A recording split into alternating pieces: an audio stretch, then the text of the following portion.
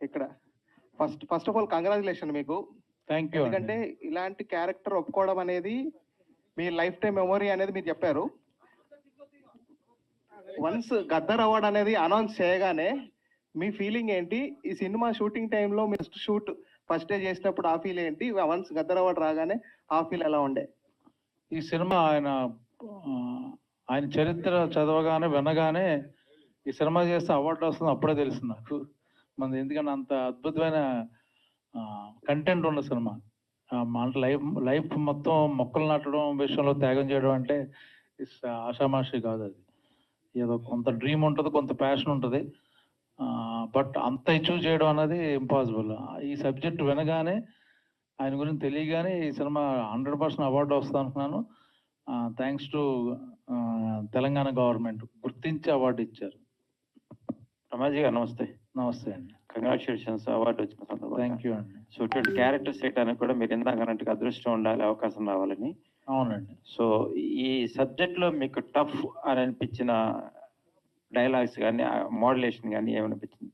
Protein సినిమాలు వేరు, ఈ సినిమా వేరు, అంటే డిఫరెంట్ క్యారెక్టర్. అంటే కొంచెం ఏజ్డ్, బేసికల్ నేను చాలా యంగ్ కాలేజ్ స్టూడెంట్ కాబట్టి ఏజ్ క్యారెక్టర్ ఇచ్చేటప్పుడు కొంచెం ఇబ్బంది పడ్డాను.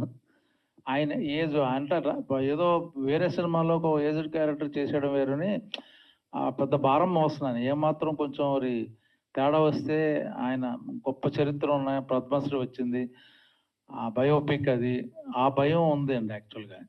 సో ఒళ్ళు దగ్గర పెట్టుకుని చేశాను చాలా మట్టుకి. పలానా సీన్ కానీ ప్రతిదీ భయంతో అంత రీచ్ అవుతున్నానా లేదా అన్న భయం మట్టుగా ఉంది అది. సో ప్రతి విషయంలో టఫ్గానే అనిపించింది నాకు లాస్ట్ ఆయన కొంచెం ఏజ్డ్ అయిన దగ్గర నుంచి. సినిమాలో క్యారెక్టర్కి ఇన్స్పిరేషన్ ఆయన అయితే ఈ తీసుకున్న మోడ్యులేషన్ అది ఎన్ని రోజులు దీన్ని ప్రాక్టీస్ చేశారు? ఆయనలాగా ఉండాలి, అట్లా చెయ్యాలి అనే హోంవర్క్ వర్క్ చేయలేదండి. చదువుకుంటూ నాకున్న ఎక్స్పీరియన్స్ బట్టి నేను ఊహించుకుని ఆయన కొన్ని వీడియోలు డైరెక్టర్ గారు ఇన్పుట్ అంతా ఆయనే ఇచ్చారు. కంప్లీట్ ఆయన స్టిల్స్ కానీ ఆయన ఎవరెవరిని కలిసారు కానీ వాళ్ళతో సన్నిహితంగా ఉన్న మా రామయ్య గారితో ఉన్న వాళ్ళతో మాట్లాడించారు. సో వాళ్ళందరూ ఇచ్చిన ఇన్పుట్, కొన్ని వీడియోస్ చూడడం, చాలా ఆర్టికల్స్ చదవడం వల్ల నాకు ఈజీ అయిపోయింది యాక్చువల్గా. సో హోంవర్క్ అంటూ ప్రత్యేకంగా ఏం చేయలేదండి. వేము గారు ట్రాన్స్ఫర్. వేము గారు కంగ్రాట్స్. థ్యాంక్ యూ మూర్తి గారు. చాలా మంచి సబ్జెక్ట్ తీసుకున్నారు. Thank you. అంటే ఇవాళ యూత్కి కానీ జనాలకు కానీ ఒక ఇండైరెక్ట్గా మెసేజ్, మన పని మనం చేసుకుంటూ సమాజానికి కూడా ఉపయోగపడి పని చేయాలని ఒక కాన్సెప్ట్ తీసుకోవడం అనేది మంచిదే. దాని తిరిగిన రియల్ జీవితాన్ని తీసుకున్నారు, రామయ్య జీవితాన్ని తీసుకున్నారు కాన్సెప్ట్. సో ఈ తీసుకోవడం వల్ల మీకు ఇన్స్పిరేషన్ ఏంటి? అసలు ఎక్కడి నుంచి మొదలైంది ఈ ప్రయాణం? మూర్తి గారు, మీకు మాకు 30 సంవత్సరాల పరిచయం. గత సినిమాల గురించి మీకు తెలుసు. సామాజిక అంశం ఎక్కడన్నా మనకు ఇంటరాక్ట్ అయితే తప్పకుండా నేను ఆ సినిమా చేస్తాను. ఈయనది ఒక చిన్న మీడియాలో ఒక ఆయన కోసం బయోపిక్ చూస్తున్నాను నేను, లైవ్ చూస్తూ ఉంటే చనిపోయిన తర్వాత పాపం ఒక అతను అన్నాడు, ఒక మీడియా అతను అన్నాడు, పాపం రామయ్య గారు కథ ముగిసిందా, ఇన్ని సంవత్సరాలు చేస్తున్నాడు చెట్టు నాటడం, ఆయనతో ఇంకెవరు లేరా, నెక్స్ట్ జనరేషన్ ఇతను గుర్తుపెట్టుకుంటారా అన్న మీ జర్నలిస్ట్ ఒక అతను చెప్పిన దాన్ని బట్టి నేను ఇమ్మీడియట్లీ రియాక్ట్ అయిపోయి, నిజమే కదా, ఆయన భవిష్యత్ తరాలు తెలియాలంటే ఆయన మీద కథ సినిమా తీయాలని చెప్పేసి ఇమ్మీడియట్లీ అతను రీసెర్చ్ చేసి ఆయన కథ తెలుసుకొని, ఆయన క్యారెక్టర్ తెలుసుకొని, ఫ్యామిలీని కలిసాము, తెలుసుకొని చేయడం జరిగిందండి. నిజంగా ఆయన క్యారెక్టర్ చేయాలంటే ఛాలెంజే. ఆయన అంత ఇన్నోసెంట్గా ఉంటాడు, తన ప్రాంతం చూసుకుంటాడు, చెట్టు నాటడమే ధ్యాస ఆయనకు. అలాంటి క్యారెక్టర్ ఎవరని అనుకున్నప్పుడు ఫస్ట్ నేను రాసుకున్న టిక్ చేసుకుంది బ్రహ్మాజీ గారు అనమాట. బ్రహ్మాజీ గారు నిజంగా నేను ఏ టైంలో క్లిక్ చేస్తున్నాను కానీ కరెక్ట్ సూటబుల్గా ఆయన ఎఫర్ట్ పెట్టాడు. నిజంగా థ్యాంక్ యూ సార్, మీరు ఇంత ఎఫర్ట్ పెడతారని నేను ఊహించలేదు. ఊహించిన దానికన్నా ఎక్కువ ఎఫర్ట్ పెట్టి చేశారండి. ఆయన ఈ సినిమా నేను అనుకున్న విధంగా ఫీచర్ సినిమా చేస్తాను, బట్ గద్దవాల్స్ కోసం దీన్ని 40 minutes తగ్గించాను సార్. అయినా కూడా వాళ్ళు గవర్నమెంట్ వాళ్ళు దీన్ని గుర్తించి, జూరీ వాళ్ళు గుర్తించి బెస్ట్ ఇచ్చారు. తప్పకుండా ఇది భవిష్యత్ తరాలకు మేము ఉన్నా లేకపోయినా ఈ సినిమా ఉంటుందని మేము అనుకుంటున్నాం. సో ప్రచార నిమిత్తం ఇప్పుడు తెలంగాణ కానీ ఏపీ కానీ ఇది అందరి యావత్ భారతదేశానికి యావత్ ప్రపంచానికి ఉపయోగపడే అంశం కథాంశం. దీని ప్రచారం నిమిత్తంగానే స్కూల్స్ కానీ వాటికని ఆయన ప్లానింగ్ చేస్తున్నారు, అని దాన్ని షెడ్యూల్ చేశారు మళ్ళీ సినిమాని చూపించడానికి. సార్ పిల్లలకి చూపించడానికి. పిల్లలక యాక్చువల్లీ ఇది నిజమే, ఇది కమర్షియల్ సినిమా అని దీన్ని పోల్చొద్దు సార్, ఇది ఎప్పుడు కమర్షియలే. ఆయన ఒకటే చెప్పారండి, రామయ్య గారు ఎక్కువ మంది విద్యార్థుల్ని ఇన్స్పైర్ చేశాడు. ఆయన ఒకటే చెప్పేవారు, విద్యార్థులు పిల్లలు మీరు భవిష్యత్ తరాలకు మీరే భావి భారత పౌరులు కాబట్టి మీరు మీ పుట్టినరోజున ఒక చెట్టు నాటండి, మీ మిత్రులతో నాటించండి.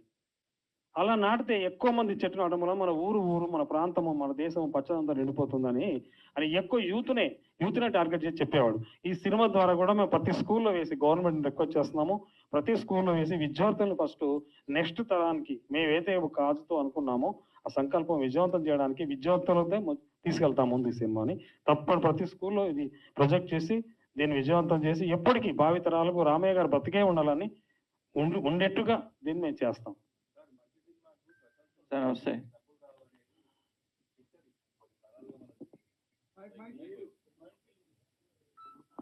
ఈ మూవీ పరంగా మీరు ఎంత ఖర్చు పెట్టారు, మీరు ఎంత సేఫ్ లో ఉన్నారు, ఏంటి మీకు ఏమైనా రిటర్న్ వచ్చిందా? మా కష్టానికి ఫలితం నెట్ఫ్లిక్స్ వాళ్ళు ఒక 30 crores ఆఫర్ ఇచ్చారండి. పోటీ పడుతున్నారు ఓటీటీ వాళ్ళందరూ, శాటిలైట్ కానీ నైజాం కూడా మైత్రి కానీ వీళ్ళందరూ సితారా వాళ్ళు మేము కొంటాం అని. దీనికి బడ్జెట్ అంటూ ఏం లేదు సార్, అందరూ హార్డ్ వర్క్, అందరూ ఫ్రీగా. ఈవెన్ భోజనాలు కూడా మేము స్కూల్లో చేసేవాళ్ళం. ఇక్కడ గవర్నమెంట్ స్కూల్లో షూటింగ్ చేస్తుంటే వాళ్ళు మాకు మధ్యాహ్నం భోజనం పెట్టేవారు. మా ప్రొడ్యూసర్గా స్పెండ్ చేశారు పోస్ట్ ప్రొడక్షన్ కానీ, మేము ఆర్టిస్టులు తీసుకోవాలి, మిగతా అన్నిటికి ఖర్చు అవుద్ది. బట్ బడ్జెట్ గురించి అడిగే సినిమా కాదు ఇది, it's not a commercial movie కాదు కదా, అందుకని. మేడం డెఫినెట్గా వస్తారండి, అందరూ చేయొచ్చండి. అందరూ అనుకుని ఒక మాట అనుకుంటే యాక్చువల్గా ఇలాంటి సినిమాలకి ఆర్టిస్టులు దొరకాలి.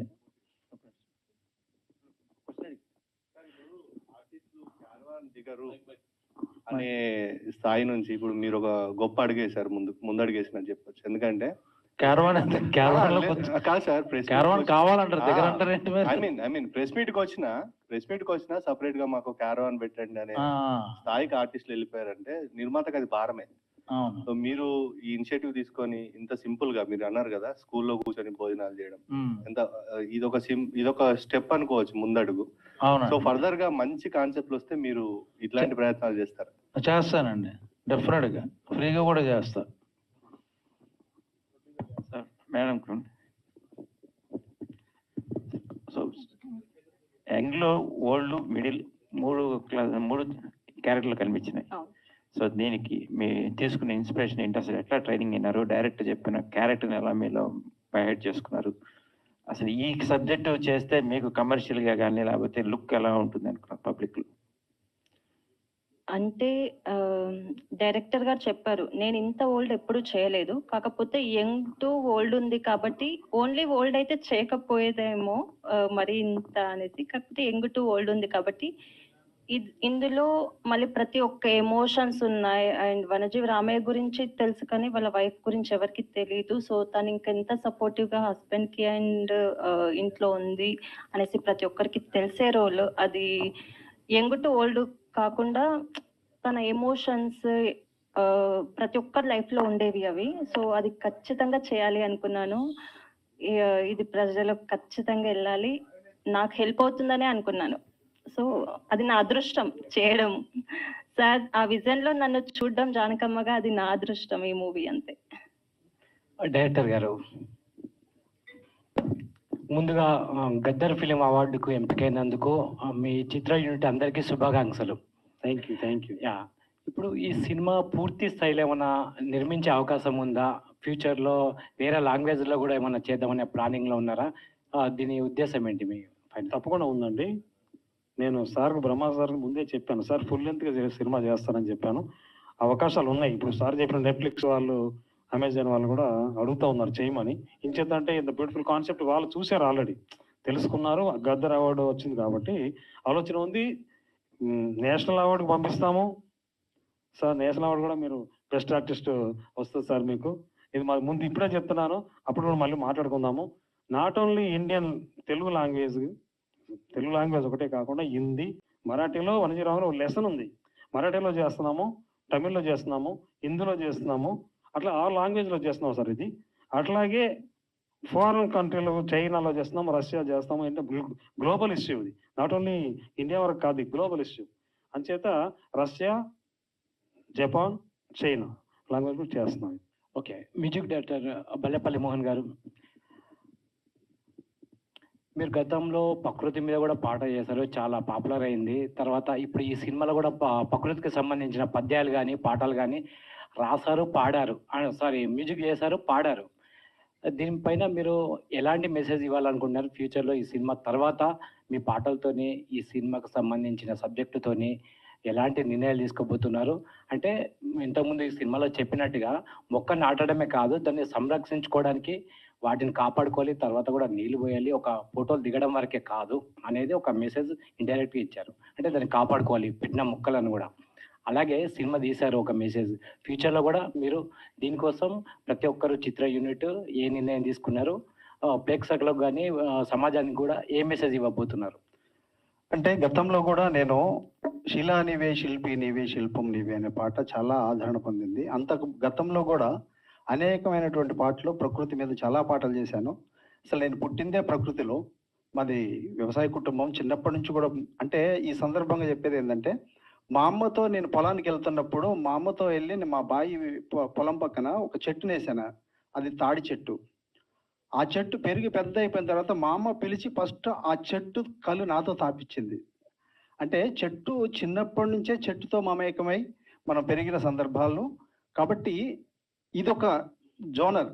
దీన్ని చేస్తూనే కమర్షియల్ కూడా మనం, అంటే డైరెక్టర్ గారు యాక్చువల్గా ఈ సినిమాకి ఏం కావాలో అది డైరెక్టర్ గారి దగ్గరుండి నాతో చేయించుకొని వారు అంత అద్భుతంగా ఈ పాటను నాతో చేయించారు, నాతో పాడించారు. నిజంగా వారికి కృతజ్ఞతలు తెలియజేసుకుంటున్నాను. Thank you. బ్రహ్మాజీ గారు.